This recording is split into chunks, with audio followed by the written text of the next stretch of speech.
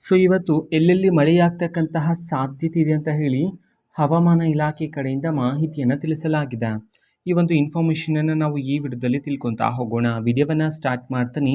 ಅದಕ್ಕಿಂತ ಮೊದಲು ನೀವಿನ್ನೂ ನಮ್ಮ ಚಾನೆಲ್ಗೆ ಸಬ್ಸ್ಕ್ರೈಬ್ ಮಾಡದೇ ಇದ್ರೆ ಈ ಕೂಡಲೇ ಚಾನೆಲ್ಗೆ ಸಬ್ಸ್ಕ್ರೈಬ್ ಮಾಡ್ಕೊಳ್ಳಿ ಮತ್ತು ಲೈಕ್ ಮಾಡಿ.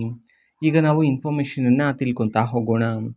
ನೋಡಿ, ಇವತ್ತು ಅಂತಂದರೆ ದಿನಾಂಕ 28/4/2026 ಇವತ್ತು ಎಲ್ಲೆಲ್ಲಿ ಮಳೆಯಾಗ್ತಕ್ಕಂತಹ ಸಾಧ್ಯತೆ ಇದೆ ಅಂತ ಹೇಳಿ ಹವಾಮಾನ ಇಲಾಖೆ ಕಡೆಯಿಂದ ಎಚ್ಚರಿಕೆಯನ್ನು ನೀಡಲಾಗಿದೆ ಅನ್ನೋದನ್ನು ನಾವು ಈಗ ತಿಳ್ಕೊತಾ ಹೋಗೋಣ. ಸೊ ಮೊದಲಿಗೆ ಬಾಗಲಕೋಟೆ, ಬೆಳಗಾವಿ ಮತ್ತು ಗದಗ ಈ ಮೂರು ಜಿಲ್ಲೆಗಳಲ್ಲಿ ಇವತ್ತು ಆರೆಂಜ್ ಅಲರ್ಟನ್ನು ಘೋಷಣೆ ಮಾಡಲಾಗಿದೆ.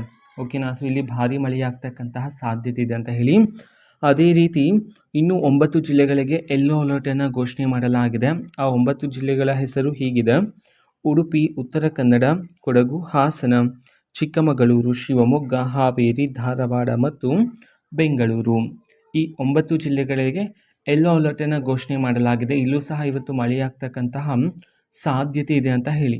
ಓಕೆನಾ. ಸೊ ಇದು ಇವತ್ತಿನ ಒಂದು ವಿಡಿಯೋ ಇದೆ. ಈ ರೀತಿ ಇನ್ನು ಹಲವಾರು ಯೋಜನೆಗಳಿಗೆ ಸಂಬಂಧಪಟ್ಟಂತೆ ಮಾಹಿತಿ ಬಂದ ನಂತರ ಆದಷ್ಟು ಬೇಗ ನಾನು ನಿಮಗೆ ಇನ್ಫಾರ್ಮೇಷನನ್ನು ತಿಳಿಸ್ತೀನಿ. ಅದಕ್ಕೋಸ್ಕರ ಚಾನಲ್ಗೆ ಸಬ್ಸ್ಕ್ರೈಬ್ ಮಾಡ್ಕೊಳ್ಳಿ. ಮತ್ತೀಗ ನಾವು ಫೇಸ್ಬುಕ್ಕಲ್ಲೂ ಸಹ ಈಗ ವಿಡಿಯೋಸ್ಗಳನ್ನು ಅಪ್ಲೋಡ್ ಮಾಡ್ತಿದ್ದೀವಿ. ಫೇಸ್ಬುಕ್ ಚಾನಲ್ ಲಿಂಕನ್ನು ಡಿಸ್ಕ್ರಿಪ್ಷನ್ ಬಾಕ್ಸಲ್ಲಿ ಕೊಟ್ಟಿರ್ತಾನೆ, ಕ್ಲಿಕ್ ಮಾಡಿಬಿಟ್ಟು ಫಾಲೋ ಮಾಡಿ. ಓಕೆನಾ. So thank you, bye.